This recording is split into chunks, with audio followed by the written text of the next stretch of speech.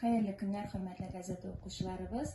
Oldin e'lon etgancha, bugun biz xizmat ham azlana gazetalarini aprel oyida yozuvchilar orasida shishka o'simliklari o'ynatamiz.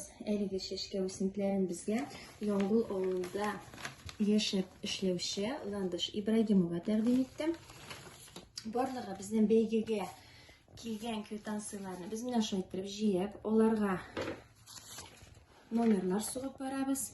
Borlig'i keldi kvitansiyalar 27 kishidan.